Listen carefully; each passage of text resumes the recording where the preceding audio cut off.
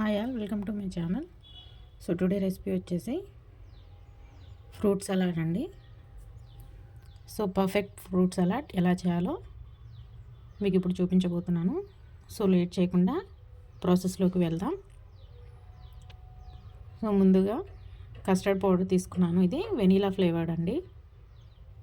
Flavour చాలా బాగుంటుంది. Next తిక్క పాలు తీసుకోవాలి. బాగా చిక్కగా ఉన్న పాలు తీసుకొని ఇలా వేడి చేసుకోవాలి.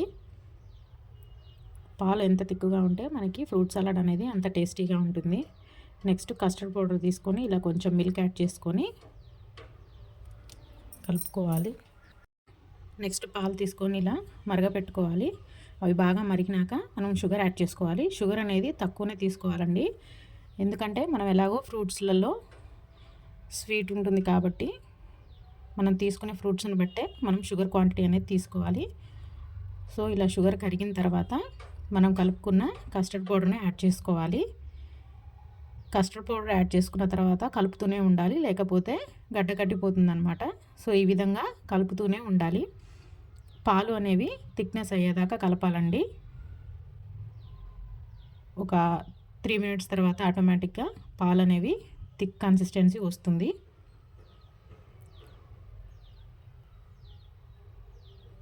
వెనిలా ఫ్లేవర్ అనేది చాలా టేస్టీగా ఉంటుంది. పిల్లలు కూడా ఐస్ క్రీమ్ అనుకొని తినేస్తారు, ఫ్రూట్ ఐస్ క్రీమ్ అనుకొని. సో ఫ్రూట్స్ అంటే ఇష్టపడని వాళ్ళు ఇలా చేసుకొని తింటే చాలా టేస్టీగా ఉంటుంది. సో చూసారు కదా, ఈ విధంగా థిక్ అయిపోయిన తర్వాత మనం కావాలనుకున్న ఫ్రూట్స్ ఇంట్లో ఏముంటే అవి ఫ్రూట్స్ని ఇలా సన్నగా కట్ చేసుకొని వేసుకోండి. సో యాపిల్ ముక్కలు ఇలా సన్నగా వేసుకోవడం వల్ల మనం ఎక్కువ క్వాంటిటీలో తినొచ్చండి. ఈ విధంగా సన్నగా వేసుకుంటే ఫ్రూట్స్ అనేవి కట్ చేసుకొని. సో నెక్స్ట్ దానిమ్మ గింజలు, మీ దగ్గర కివి ఉన్న ఏ ఫ్రూట్స్ అయినా యాడ్ చేసుకోవచ్చు. సో నెక్స్ట్ అరటికాయ ముక్కలు. నేను చిన్నపిల్లలు ఉన్నారు కాబట్టి ఇలా సన్నగా కట్ చేసుకొని వేసుకున్నాను, వాళ్ళు తినేటప్పుడు ఈజీగా తినేస్తారని. సో చూసారు కదా, పాలు అనేవి చల్లగా అయిపోయిన తర్వాతనే మనం ఈ ఫ్రూట్స్ అనేది యాడ్ చేసుకోవాలి. సో అంతా కలుపుకోవాలి. వేడి మీద అయితే కలపొద్దండి.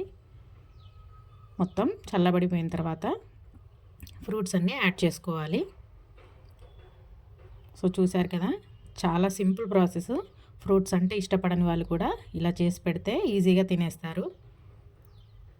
ఈవినింగ్ స్నాక్ కూడా పిల్లలు రాగానే పెట్టేయచ్చు. సో దీన్ని ఒక హాఫ్ అన్ అవర్ అలా ఫ్రిడ్జ్లో పెట్టుకొని తినేసేయచ్చు. చాలా బాగుంటుందండి. అంతే, ఎంతో టేస్టీగా ఉండే fruit salad ready. Thank you for watching.